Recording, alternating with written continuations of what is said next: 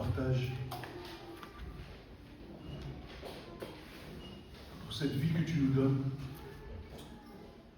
Merci de nous permettre de demeurer dans ta grâce. Merci de nous permettre de rester en toi, Seigneur. Nous voulons rester cachés en toi, Seigneur. Nous voulons rester dans ta présence. Et nous voulons nous réjouir de ce que tu te réjouis en nous, Seigneur. Nous voulons, ce matin, te donner toute la place dans nos vies, te donner toute la place dans nos cœurs. Que nous soyons vraiment, Seigneur, ces vases vidés de nous-mêmes, ces outres vieilles, Seigneur, que toi tu auras vidées par la présence de ton esprit. Tu nous auras re-remplis, Seigneur. Tu auras changé, Seigneur, nos cœurs. Seigneur, que nous soyons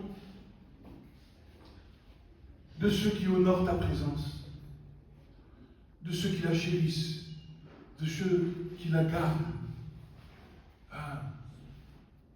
sans jamais fléchir le genou, sans jamais attrister ton esprit, en étant, Seigneur, de ceux qui retiennent ferme ce que nous avons reçu. Oh Jésus, vraiment, que tu fasses de nous ceux qui tiennent ferme. Seigneur, tu cherches dans ces derniers temps ces 7000 hommes qui n'ont pas fléchi les genoux devant Baal. Seigneur, tu envoies des serviteurs dans la moisson. Seigneur, que nous soyons de ceux, Seigneur, qui se tiennent dans ta présence avec assurance, Seigneur.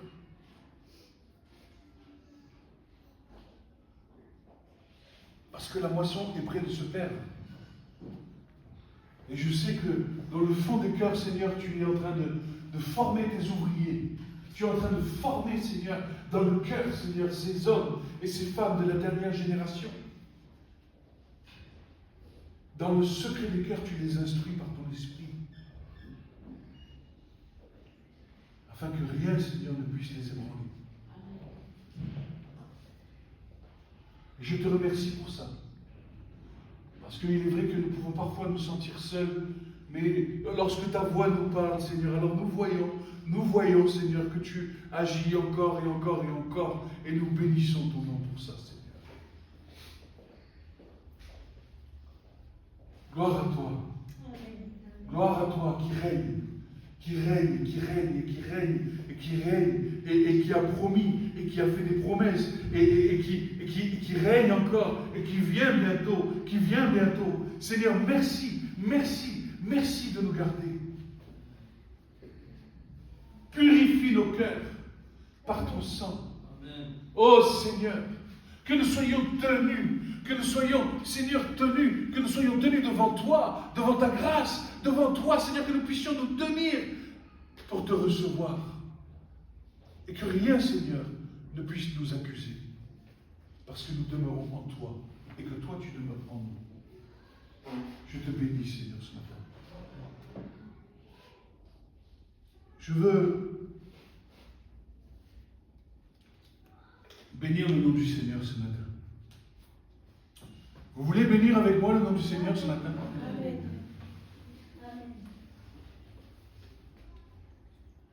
Vous savez,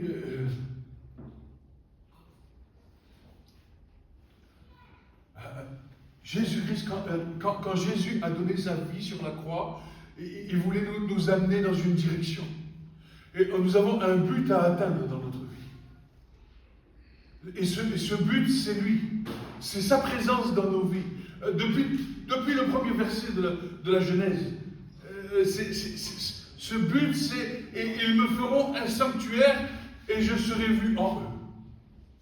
Et l'Écriture nous montre par des mystères parfois révélés que c'est le principal but de notre vie sur cette terre. Pourquoi? Parce que lorsque Dieu créa l'homme, il le créa à son image. À son image. Faisons l'homme à notre image. Et le péché a vraiment défiguré cette image. Il a donné une fausse image de celui qui est assis dans les cieux.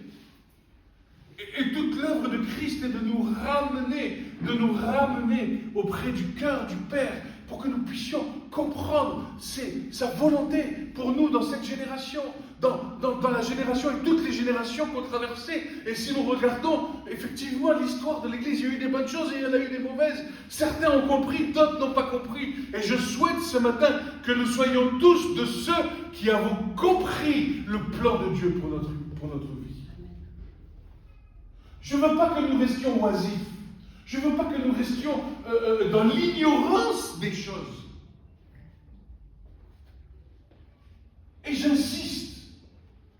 j'insiste dans mes prédications, que la plus haute des choses que Dieu attend de nous, la plus haute, celle qui supplante toute autre chose, toutes nos réflexions, toutes nos pensées, tout, le plus haut sommet, c'est l'amour.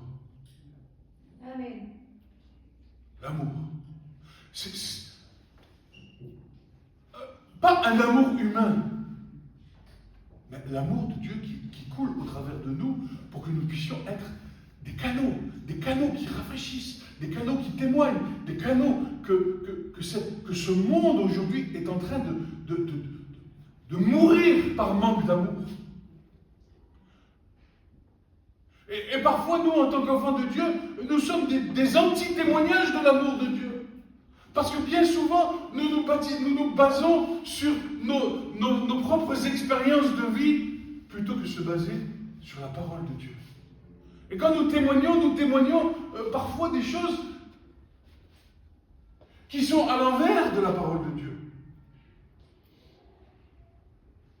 C'est pour ça que tout notre témoignage doit être basé dans la parole. Tu dois vivre la parole. Tu dois être caché dans la parole.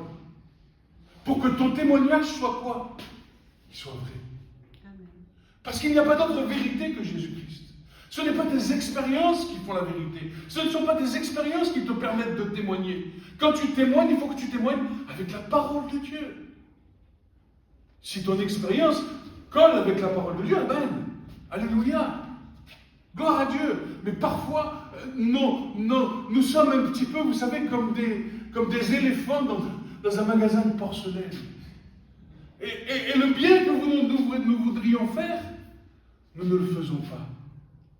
Et le mal que nous ne voudrions pas faire, nous le pratiquons. Aussi bien dans nos témoignages. Et je voudrais nous encourager ce matin c'est pas parce que nous avons vécu des choses que ces choses sont pour les autres. Par contre, la parole de Dieu, elle est la vérité pour l'éternité. Amen. Amen. Et lorsque nous témoignons de Jésus, nous témoignons de quoi? Nous avons vu que Dieu est amour. Nous avons vu et nous avons entendu, nous avons touché, nous avons vu, Dieu est amour. Alors l'amour ne nous empêche pas de discerner. L'amour ne nous empêche pas de ne pas nous laisser piéger dans toutes sortes d'abus, parce que nous manifestons l'amour, alors certains vont essayer de profiter de cet amour. Mais nous avons le discernement. Dieu nous a donné son esprit, n'est-ce pas? S'il nous a donné son esprit, c'est pour que nous puissions discerner ce qui se passe, que nous ayons les paroles ajustées, pour que nous puissions toucher comme une épée qui tranche. Car la parole de Dieu n'est pas l'épée de l'esprit, n'est-ce pas? Et nous devons apprendre à combattre les œuvres du diable avec la parole de Dieu. Nous devons savoir répondre avec des versets précis pour ne pas nous laisser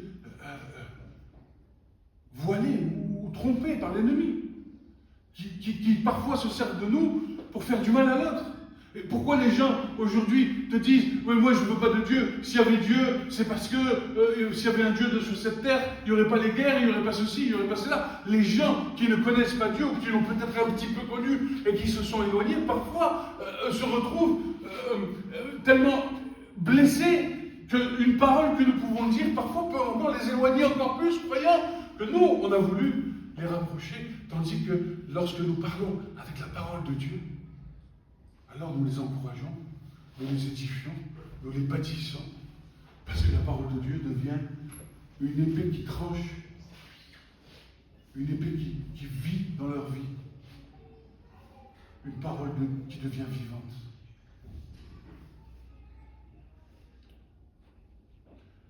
Alors, le message de ce matin, le titre du message de ce matin, nous amène au but.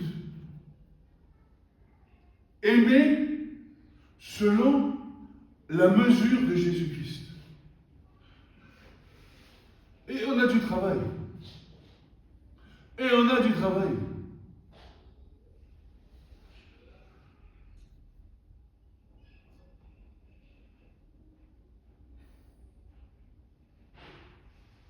Et on va voir que aimer son prochain, c'est pas seulement l'aimer comme soi-même. Parce que l'aimer comme soi-même, on est limité.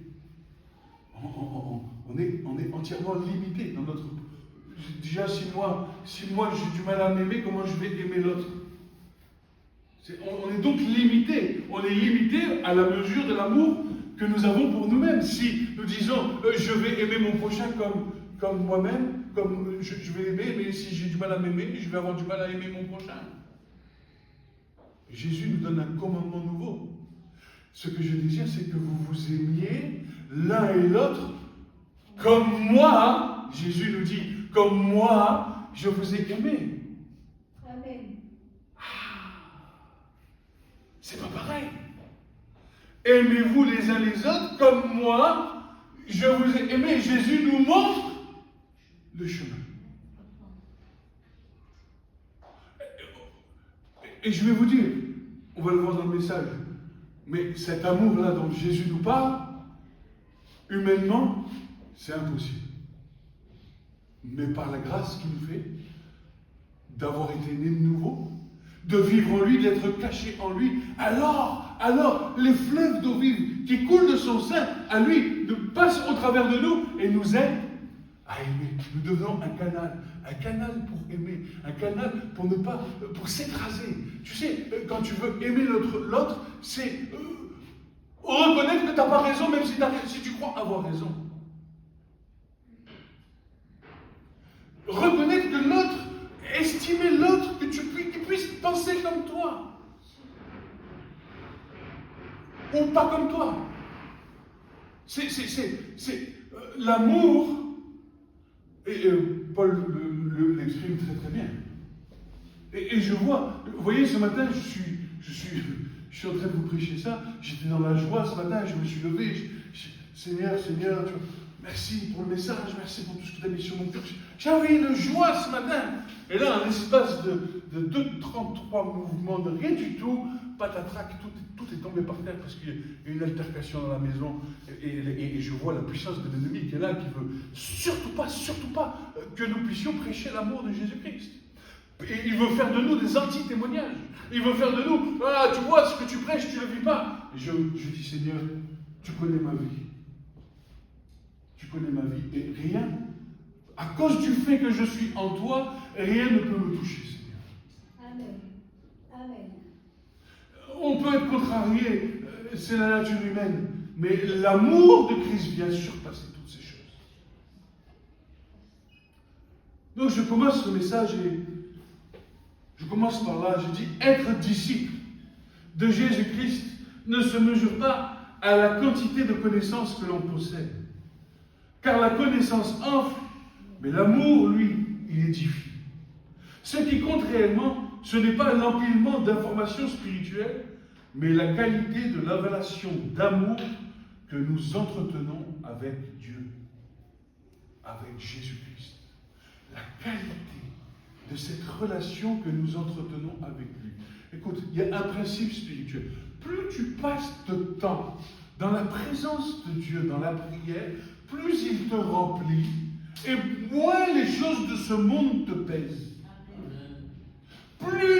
Moins tu passes de temps plus le vase du monde remplit, et moins ta communion avec Dieu est importante, et moins tu aimes.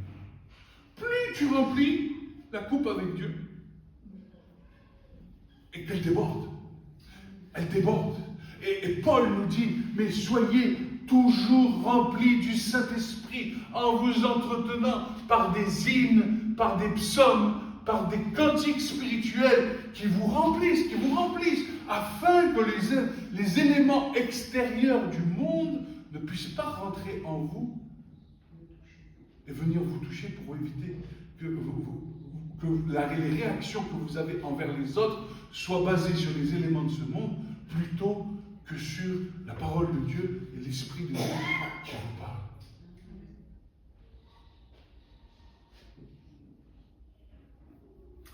Car en vérité, si quelqu'un aime Dieu, celui-là est connu de lui. Alléluia. Et vous ne dites pas Amen à ça. Mais vous êtes connus. Si vous aimez Dieu, vous êtes connus de lui. Connu, c'est-à-dire que vous avez une relation avec lui. Amen. Amen. Mais c'est une grâce, c'est ce que nous avons lu ce matin, Romains chapitre 5, que Dieu a envoyé son Fils mourir sur la croix afin que nous ayons la réconciliation avec Dieu.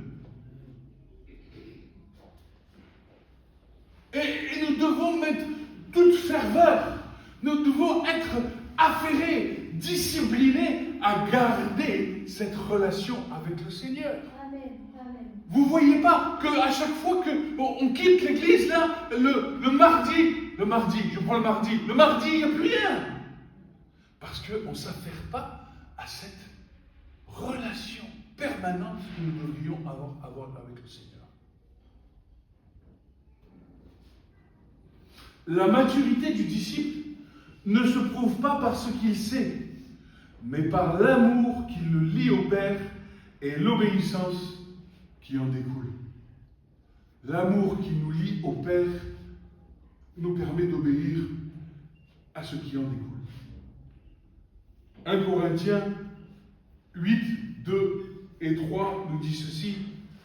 Si quelqu'un croit savoir quelque chose, il n'a pas encore connu comme il faut connaître, mais si quelqu'un aime Dieu, celui-là est connu de lui. Et Paul dit donc que d'être connu de Dieu, c'est l'essentiel de notre foi.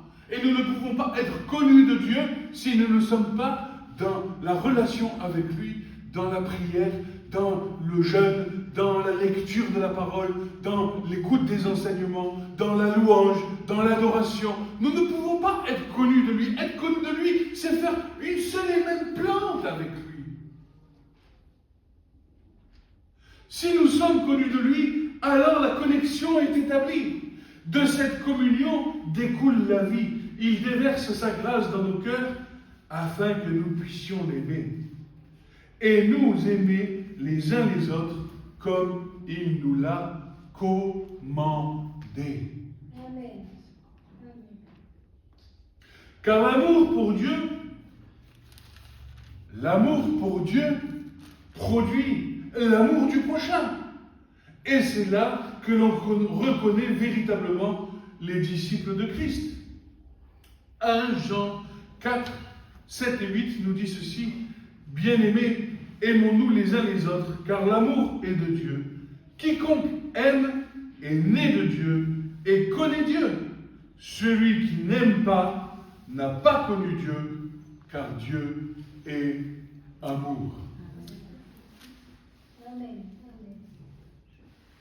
Alors, en réalité, le mécanisme spirituel d'une véritable connexion avec Christ fonctionne ainsi.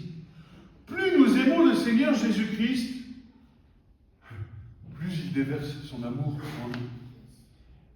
Plus son amour remplit notre cœur, plus nous devenons des canaux capables de le transmettre aux autres. Ce que nous recevons de lui ne reste pas en nous. Il nous conduit à aimer comme il aime et à servir comme il sert et à manifester envers notre prochain l'amour même de Dieu. 1 Jean 4, 12 à 16 nous dit ceci. 1 Jean 4, 12 à 16 pour ceux qui ont leur Bible.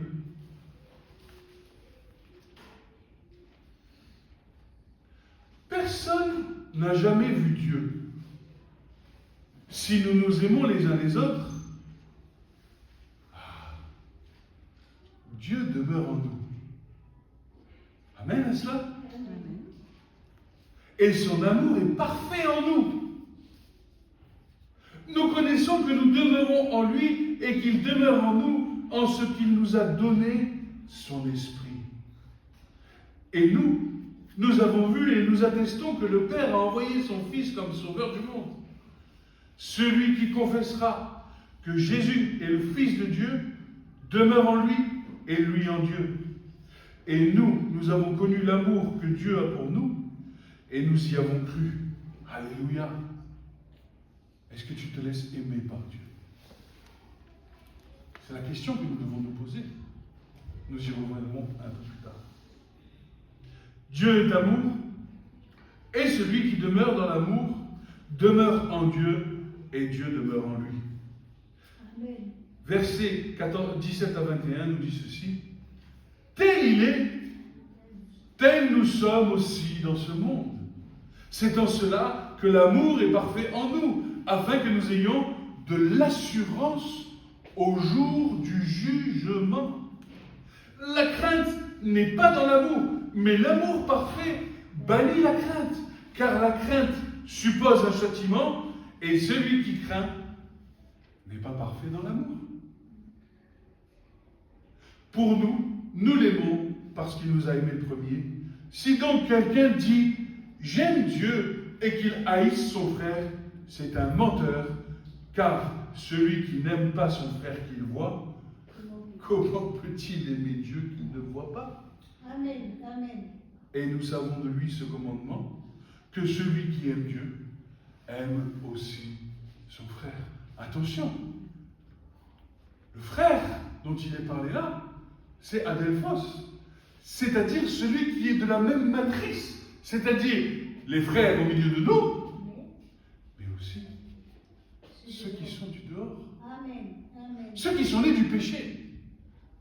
Car Dieu a tant aimé le monde qu'il a envoyé son Fils afin que personne ne périsse, mais qu'ils aient la vie éternelle. Amen. Vous vous rendez compte de ça? C'est une dimension que chaque chrétien, que chaque enfant de Dieu doit atteindre indéfectiblement. C'est le niveau attendu. C'est le niveau de... Il n'y a pas d'autre standard. Christ nous attend à sa hauteur. Car il a payé le prix à la croix. Et il ne dira pas, on ne va pas aller devant lui en lui disant, Seigneur, je n'ai pas arrivé à aimer. Il peut te dire quoi? Mais attends, je suis allé à la croix, moi. J'ai souffert. J'ai été brisé. Moi, le Saint, le Fils de Dieu, humilié, abaissé, assis dans les cieux, je suis descendu sur la terre pour vous montrer le chemin.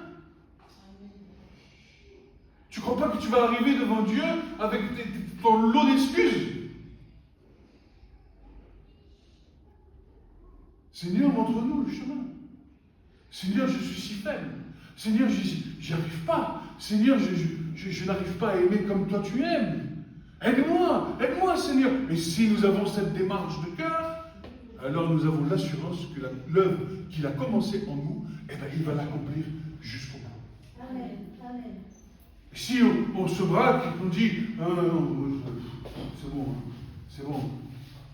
bon, il m'a fait du mal, c'est bon, copain à l'école il m'a poussé, il m'a fait tomber, c'est bon, je vais me venger. Non. Jésus nous demande d'aimer jusqu'au bout et de faire du bien à nos ennemis, de prier pour ceux qui nous persécutent, de bénir ceux qui nous maudissent.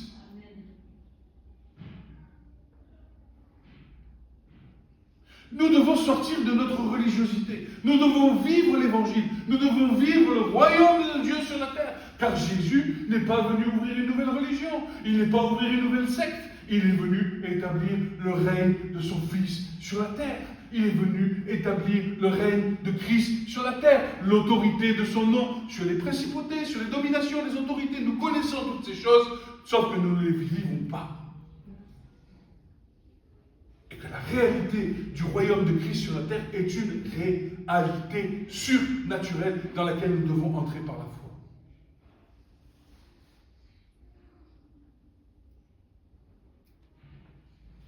Parce que Satan ne veut pas une seule chose, c'est que tu puisses servir Christ librement.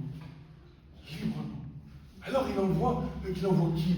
Il envoie ses esprits, il envoie ses démons, il envoie ses sbires pour nous lier, pour nous empêcher de servir Christ dans l'amour. Tout service que nous devons faire est un service dans l'amour, par amour, dans l'amour, pas l'orgueil, pas toutes ces choses, non, dans l'amour. Nous servons les uns les autres, car Christ n'est pas venu pour être servi, n'est pas venu pour servir, pardon, il est venu pour être, n'est pas venu pour être servi, il est venu pour servir. Et ainsi, nous devons aussi servir. Nous sommes appelés à nous servir les uns les autres. Amen. Amen. Nous sommes les serviteurs les uns des autres.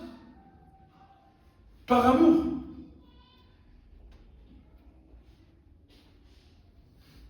Pas par vaine gloire.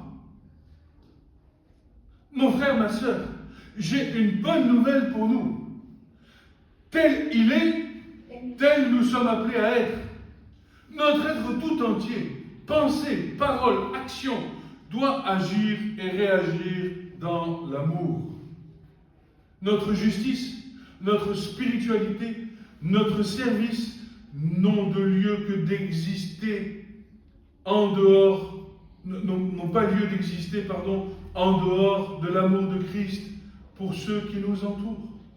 Que ce soit dans nos vies quotidiennes ou dans le service que nous rendons à Jésus-Christ, tout en nous doit rester sensible à cet amour ineffable que le Père a manifesté par son Fils, Jésus-Christ. Aimer son frère,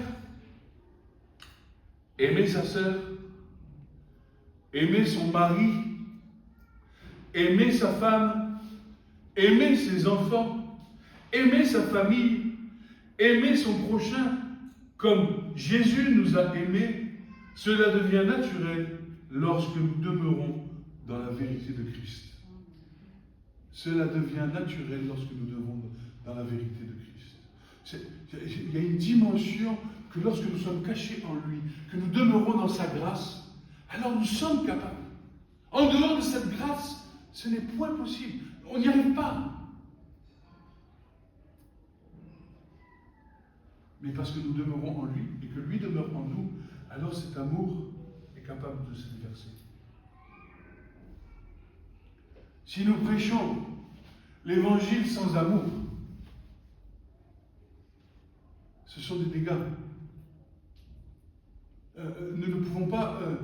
je partageais hier avec un frère par rapport à Israël, et je lui disais, mais notre position d'enfant de Dieu, de chrétien, c'est par rapport à Israël, c'est effectivement leur permettre de revenir dans leur terre selon le plan de Dieu, mais surtout de nous tenir en possession, comme pour les nations, Israël ou les nations. C'est la position de l'Église. La position de l'Église est une position d'intercesseur. Nous sommes des intercesseurs entre la face de Dieu et son jugement qui vient sur la terre et les hommes pécheurs. Nous sommes intercesseurs en Christ. Il y a donc un seul intercesseur, un seul médiateur entre Dieu et les hommes, c'est Jésus-Christ, n'est-ce pas? Nous sommes en Christ, donc nous sommes les intercesseurs entre les hommes et entre Dieu. Dans la prière, nous intercédons et nous devons être des intercesseurs. Parce que nous connaissons l'issue du jugement de Dieu sur cette terre. Regardez le livre de l'Apocalypse. Et cet amour d'intercession, comment on le reçoit? Dans ta communion avec Christ, dans ta communion avec Dieu. C'est quand tu pleures, quand tu intercèdes et que tes entrailles se déchirent pour une âme, c'est qui? C'est toi? Non! C'est l'Esprit de Dieu en toi. C'est l'intercession de Christ qui passe par toi pour une âme.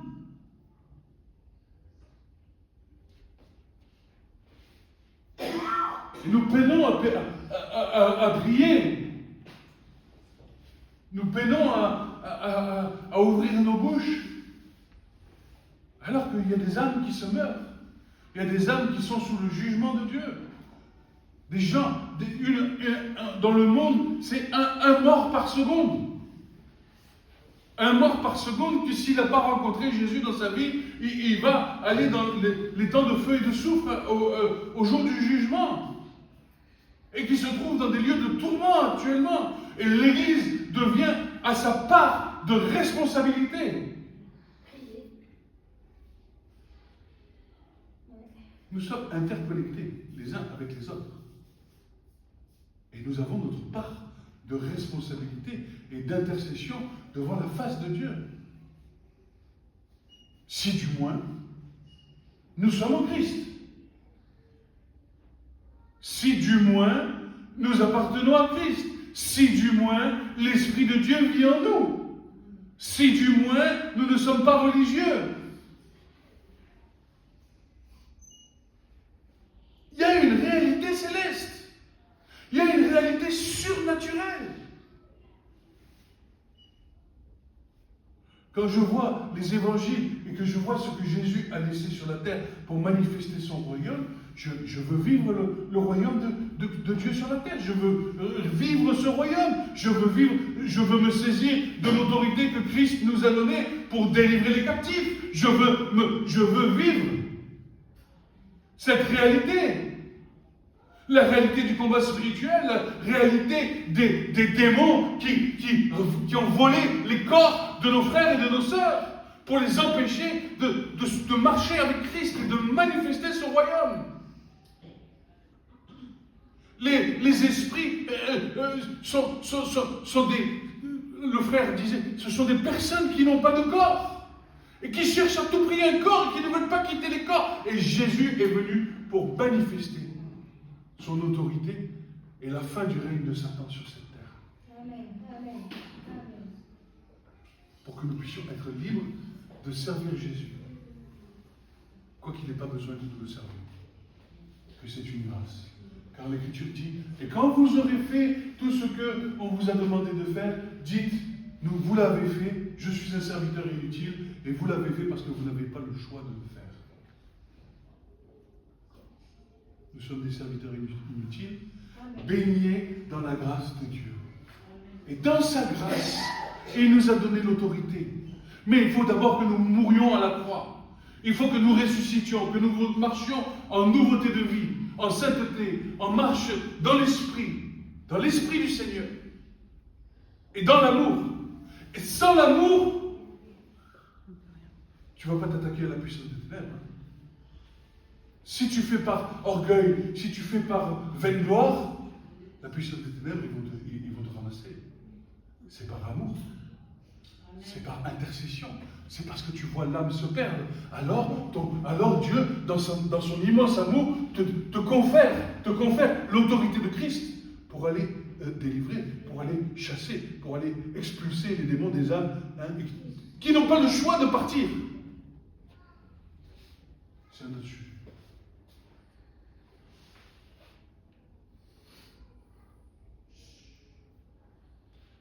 Aimer, ce n'est pas condamner. Aimer, c'est respecter. Aimer, c'est apprendre à discerner spirituellement pour être enseigné, afin de conseiller, afin de reprendre, afin de corriger, afin de veiller, afin d'encourager, afin d'espérer, afin de conduire, afin de pardonner. Amen. Toujours dans la vérité de Christ et par les Écritures. La vérité de Christ et par les Écritures. Car c'est l'Esprit qui vivifie les Écritures. Si tu restes dans l'Écriture sans l'Esprit de Dieu, tu vas condamner. Mais si tu vis l'Écriture dans l'Esprit de Dieu, alors tu es capable de discerner, d'encourager, de conseiller, de reprendre, de conduire, de pardonner dans la vérité de Christ et par les Écritures. Car l'amour selon Dieu n'est pas passif. L'amour selon Dieu agit. L'amour selon Dieu instruit. L'amour selon Dieu restaure, relève, conduit vers la lumière.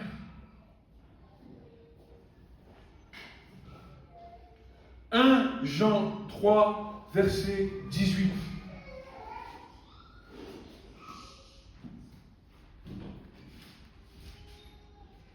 « 1 Jean 3, verset 18.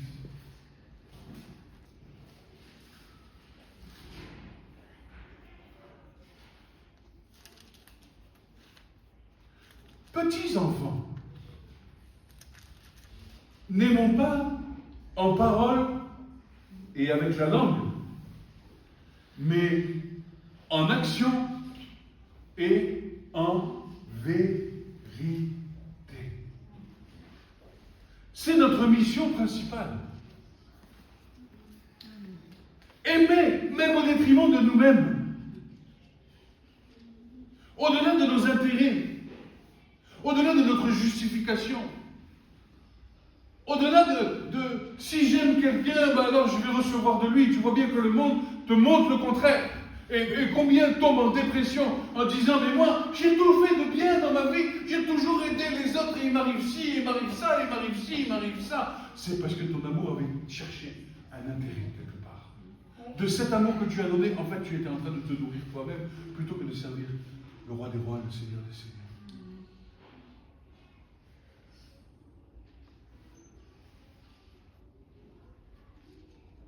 Aimer au-delà de nos biens, de nos droits et de tout ce que nous pourrions revendiquer. Nous sommes venus dans ce monde pour servir par amour du Père, non pour chercher la vaine gloire, mais pour servir notre prochain dans l'amour, afin que ceux que le Seigneur nous a confiés ne se perdent. L'Esprit en nous rend témoignage de cela. Cet amour exige la justice de Dieu manifestée à la croix, afin que cet amour et sa manifestation soient rendus possibles aux hommes. C'est par la croix que nous aimons, par la justice de Dieu qui est tombée à la croix sur Jésus. C'est par là que nous aimons. Sinon, ce n'est point possible. Nous rentrons, tout tourne autour de la croix. Tout tourne autour du sacrifice de Jésus. Sans la croix, nous sommes perdus.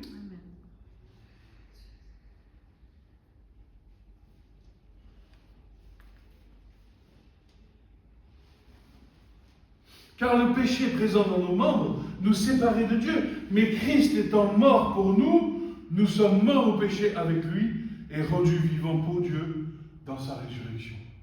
Il faut que tu marches dans la résurrection. Il faut que tu marches en nouveauté de vie. Il faut que tu abandonnes les choses passées. Voici, je fais toutes choses nouvelles. C'est ce que le Seigneur nous dit. Et nous marchons en nouveauté de vie. Je ne vais pas marcher encore avec mon lot de passé. Ce que j'étais, ça a été. Et à la croix, ce que j'étais a disparu. Et maintenant, dans la résurrection, Jésus fait quelqu'un de moi, quelqu'un de nouveau, une nouvelle personne. Amen. Amen. Amen. Et cette nouvelle personne a besoin de grandir, a besoin de croître. Pour que je grandisse, j'ai besoin des uns, j'ai besoin des autres, j'ai besoin de l'enseignement, j'ai besoin de la louange, j'ai besoin de ma communion personnelle avec le Seigneur. Tout tourne avec le royaume des cieux. Tout tourne autour du royaume des cieux. Tout tourne avec une nouvelle vie en Christ. Je ne vis plus les choses d'avant. Amen.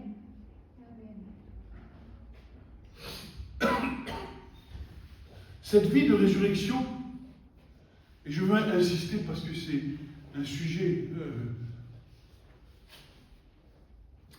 qui touche de près le combat spirituel. Cette vie de résurrection nous confère une autorité spirituelle. C'est en lui.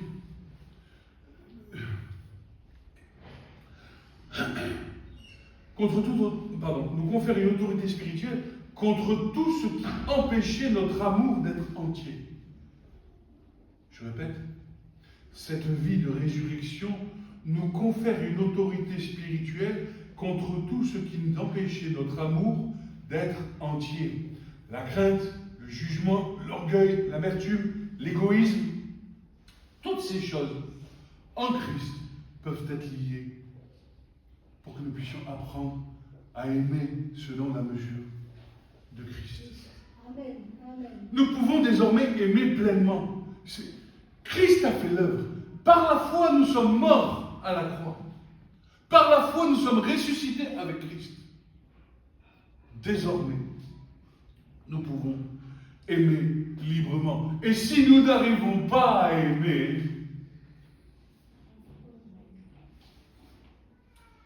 c'est qu'il y a une opposition spirituelle qui t'empêche d'aimer. Par exemple, la crainte, le jugement, l'orgueil, l'amertume, l'égoïsme. 5 exemples. Il y en a plein d'autres. Quand Satan a été déchu avec les anges, un tiers de légions d'anges sont tombés en bas. Donc des sortes d'esprits, il y en a une pléthore. Et ce n'est pas parce que nous confessons Jésus que nous n'avons pas des liens dans nos vies. Et Jésus est venu pour briser ces liens. Amen. Il est venu pour nous rendre libres. Amen. Il est venu pour que nous puissions apprendre à aimer comme lui aime. Aimez-vous les uns les autres, comme moi-même je vous ai aimé. Mais il faut que nous reconnaissions, il ne faut pas que nous marchions et que nous continuions à marcher dans notre foi avec cette pléthore de boulets que nous avons au pied. Il nous faut marcher dans la liberté. Et le Seigneur est là pour nous donner l'autorité spirituelle dans le nom de Jésus pour lier et chasser ces esprits qui nous empêchent de marcher. Bien marché. Amen. Amen. Il faut qu'à un moment donné, la réalité de ce que je suis vienne m'impacter dans ma vie. Quand nous voyons le but, est-ce que je suis arrivé au but? Non, je ne suis pas arrivé au but. Je suis en marche. Ok, Seigneur. Mais dans la marche, Seigneur, tu m'as libéré. Pourquoi je ne suis pas libre, Seigneur? Pourtant, tu as fait l'œuvre. Pourtant, je crois en toi. Mais pourtant, Seigneur, je vois que je suis comme alourdi. Alors le Seigneur nous montre. Il y a ça, il y a ça, il y a ça. Et j'ai une bonne nouvelle pour toi. Car si nous confessons nos péchés, il est fidèle et juste pour nous pardonner et nous délivrer, de purifier, de toute iniquité par son sang. Amen. Amen. Amen. Il n'y a pas de honte.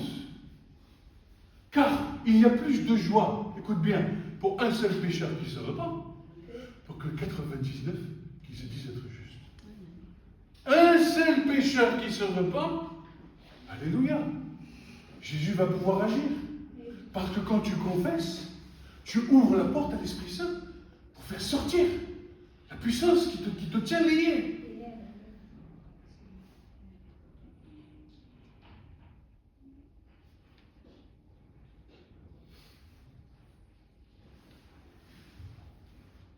Par la croix. C'est par la croix. Cette vie de résurrection, donc je l'ai dit, dans cette résurrection, nous pouvons donc aimer pleinement, librement, sans peur, et simplement par la grâce de la connaissance de Jésus-Christ. Il est celui que nous aimons, et il est celui qui nous aime. Il nous donne ce commandement nouveau, une clé essentielle de notre marche, que nous aimions les uns les autres comme il nous a aimés. Marie, aimez vos femmes comme Christ a aimé l'Église. Frères et sœurs, aimez vos frères et sœurs, aimez votre prochain comme Christ les a aimés, c'est-à-dire jusqu'à la mort de la croix. Et c'est pourquoi Dieu ne l'a point laissé dans la mort. C'est pour ça qu'il n'a point vu les ténèbres. C'est à cause de son amour. Père, Père, Père, non pas ma volonté, ta volonté, Seigneur. Amen. Amen.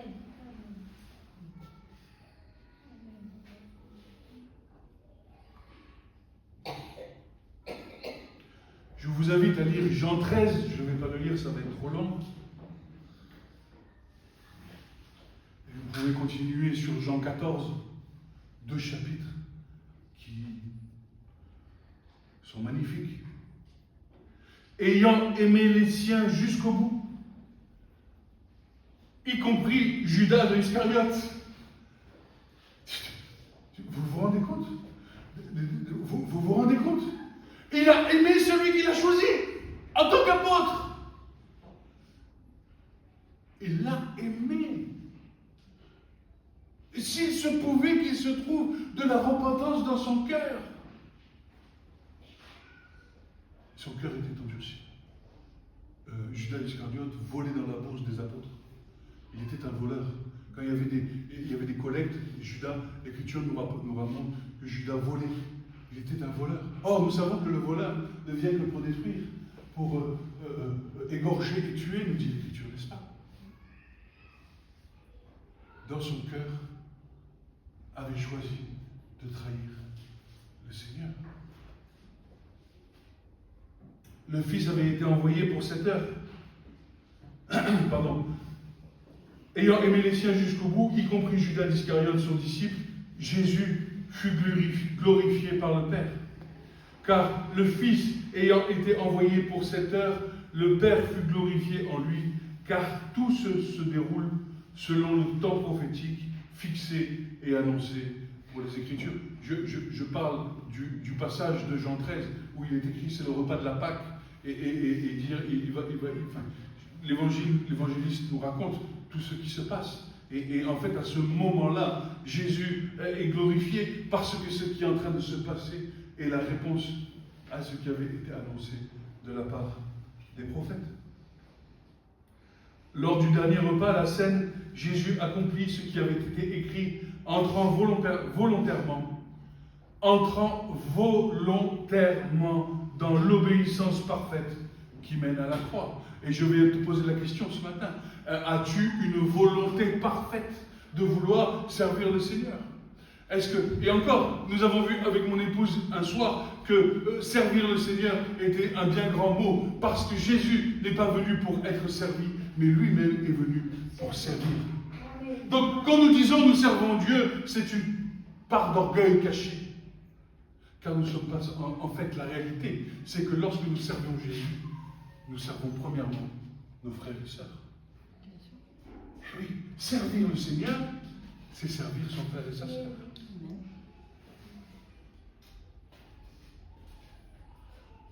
Je sers Dieu.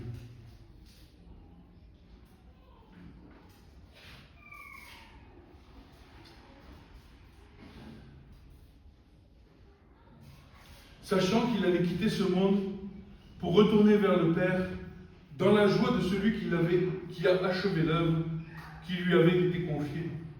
Il nous laisse alors ces dernières instructions, des paroles précieuses, le cœur même de son enseignement, le témoignage ultime de son amour.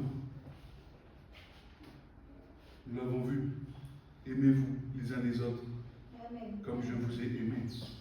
Pourquoi donc ce commandement serait-il nouveau? N'avons-nous pas dans l'Écriture déjà, au chapitre du Lévitique, versets 19 et 18, un verset qui nous parle de cela?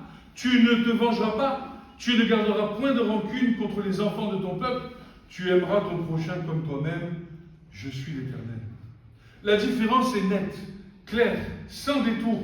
Le Lévitique nous dit, par la main de Moïse, tu aimeras ton prochain comme toi-même. Mais Jésus élève la mesure et déclare, aimez-vous les uns les autres comme moi je vous ai aimé. Autrefois, l'homme était appelé à aimer en se prenant lui-même pour référence. Désormais, le modèle n'est plus l'homme, mais Jésus-Christ lui-même. Ce n'est plus l'amour selon nos forces, mais l'amour selon sa vie en nous. Humainement parlant, cela nous est impossible. Notre nature charnelle ne peut pas produire un tel amour.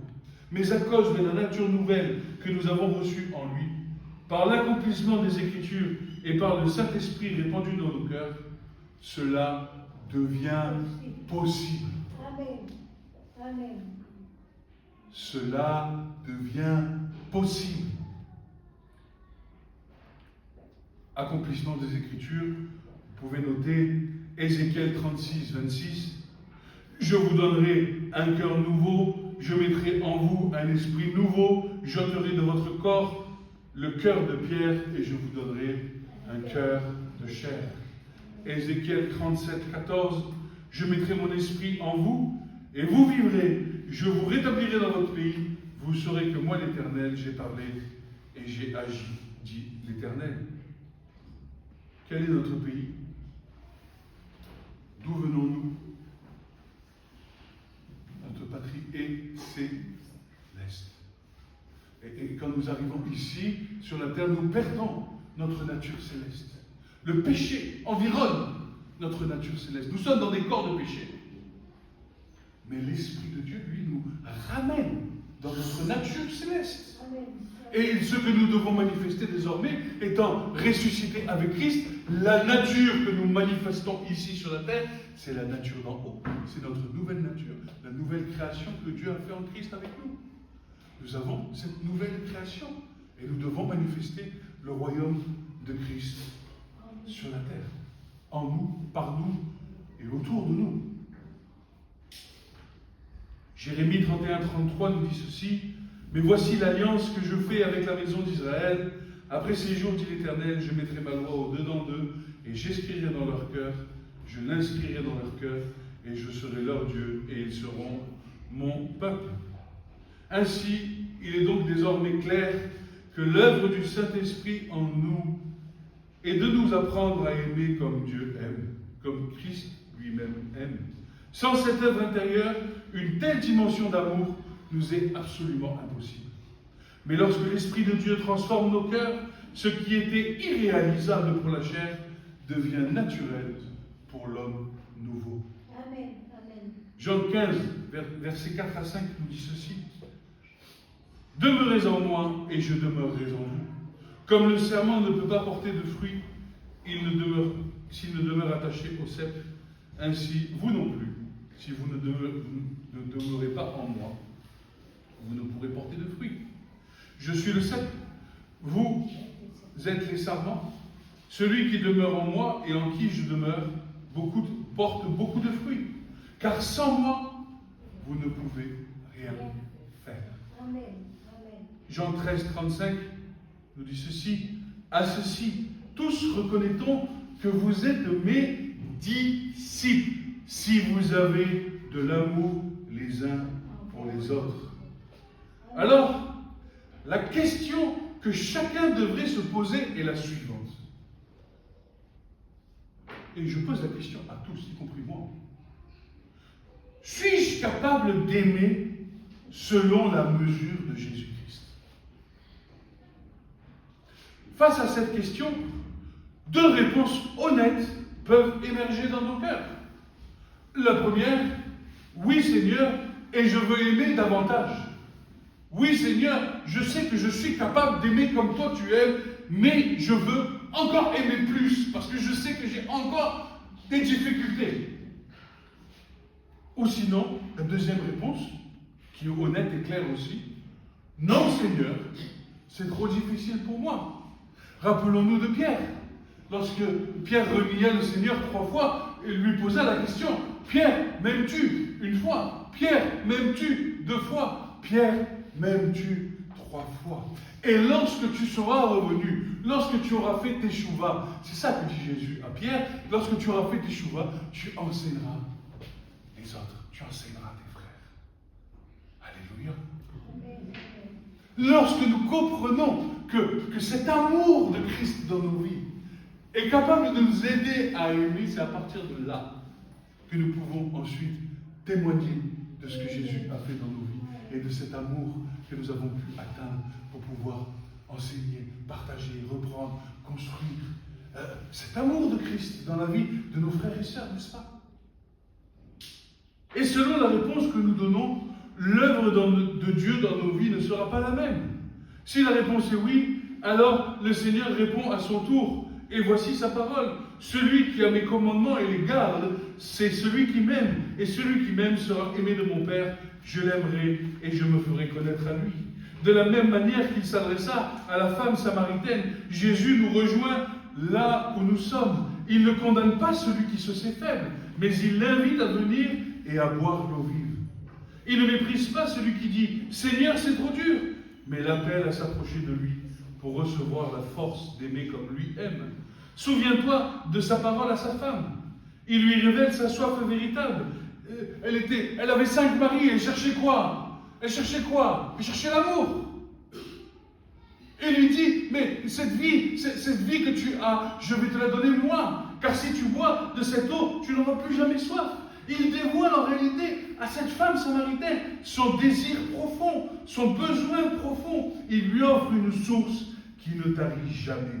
De même, il dit encore aujourd'hui, si tu savais le don de Dieu, si tu savais ce que je veux faire en toi, si tu savais l'amour que je veux déposer dans ton cœur, si tu savais que je peux changer ta nature, guérir tes blessures, te rendre capable d'aimer comme moi. Amen. Car ce n'est pas par nos propres forces que nous aimons, mais par sa vie en nous. Ce n'est pas par la chair, mais par l'esprit. Ce n'est pas par nos efforts, mais par la grâce qui nous transforme. L'eau est le symbole de la vie. Et la vie, c'est l'amour. Lorsque les fleuves d'eau vive que Christ nous promet se déversent dans nos cœurs, en réalité, c'est l'amour divin qui y prend place. Un amour qui chasse les pleurs, un amour qui brise le jugement, un amour qui brille, qui apaise la colère, un amour pur, capable d'aimer jusqu'aux ennemis, jusqu'à ceux qui nous blessent, jusqu'à ceux qui nous ignorent, jusqu'à ceux qui nous méprisent, jusqu'à ceux qui ne connaissent même pas Dieu. Car finalement, ils sont comme nous autrefois, de la même chair, de la même poussière, de la même nature déchue que Christ est venu sauver. L'amour de Dieu ne choisit pas ses cibles. L'amour de Dieu ne choisit pas ses cibles. L'amour de Dieu se répand, il restaure, il embrase, il transforme, et lorsque ces fleuves d'eau vive coulent en nous, ils coulent à travers nous et vers les autres. Lorsque nous répondons non, il est tout prêt à nous aider et à aimer. Il nous invite simplement. C'est pas compliqué. Il n'y a rien de compliqué avec la foi. Il nous invite simplement à regarder à la croix et à nous laisser aimer avant de chercher à aimer. Tu comprends? C'est quand tu considères l'œuvre de la croix que tu comprends l'amour que Dieu a pour toi. C'est là où tu comprends que Jésus t'aime. C'est là où tu comprends que son amour est tellement grand et que tu apprends à recevoir cet amour que toi-même ensuite tu es capable de diffuser cet amour. C'est à la croix que je considère combien j'ai été aimé, combien son sacrifice a payé le prix de mon salut, combien sa résurrection m'ouvre la vie éternelle, combien je suis aimé aujourd'hui, demain et pour l'éternité. C'est en contemplant son sang versé que je comprends que je suis purifié de toute iniquité. C'est que je peux m'approcher de lui sans crainte. Je peux m'approcher du trône de la grâce. Je peux tout lui confesser et il est fidèle pour me pardonner. Car quoi? Car le manque d'amour est un péché devant Dieu.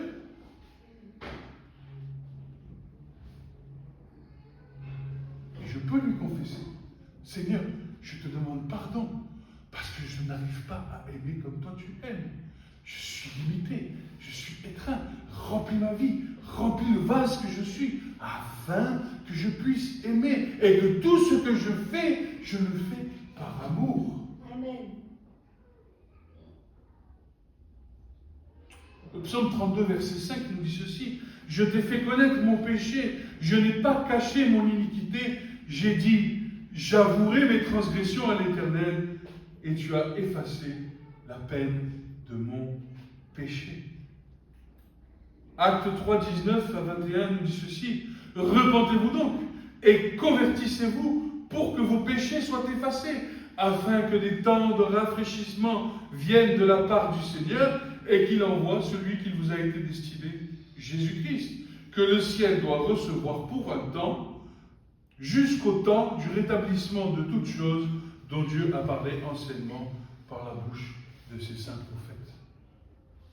C'est pourquoi Jean dira, 1 Jean 1, 8 et 9 nous dit ceci: si nous disons que nous n'avons pas de péché, nous nous séduisons nous-mêmes, mais la vérité n'est point en nous. Si nous confessons nos péchés, il est fidèle et juste pour nous pardonner et pour nous purifier de toute iniquité. Amen. Pour conclure, Jésus-Christ doit être notre désir le plus profond. Il doit être notre seul soutien, notre seule raison de vivre. Il doit être celui que nous chérissons au-dessus de tout, au-dessus de notre travail, au-dessus de nos projets, au-dessus de notre vie terrestre. Il doit être le centre, l'axe, la pierre angulaire de notre existence. En toute chose, en tout temps, Christ doit tenir la première place. Amen. Amen. Car il n'est pas simplement un exemple, un maître ou un modèle. Il est le Fils du Dieu vivant, l'image du Dieu invisible, le premier et le dernier de toutes choses. Tout a été créé par lui, pour lui et subsiste en lui. En lui se trouve la plénitude de la vie, de la grâce et de l'amour que le Père a manifesté. Je vous invite à lire Colossiens 1, 15 à 20. Et je veux terminer par là. Je vais lire la fin de Colossiens à partir du verset 18. Il est la tête du corps de l'Église. Il est le commencement, le premier-né d'entre les morts, en fait, afin d'être en tout le premier. Car Dieu a voulu que toute la plénitude habitât en lui. Il a voulu par lui réconcilier tout avec lui-même, tant ce qui est sur la terre et ce qui est dans les cieux, en faisant la paix pour lui par le sang de sa croix. Afin de terminer, souvenons-nous de l'église de Philadelphie dans la lettre adressée aux églises de l'Apocalypse. Église de Philadelphie, c'est l'église de l'amour. Philéo Delphos, l'amour des frères.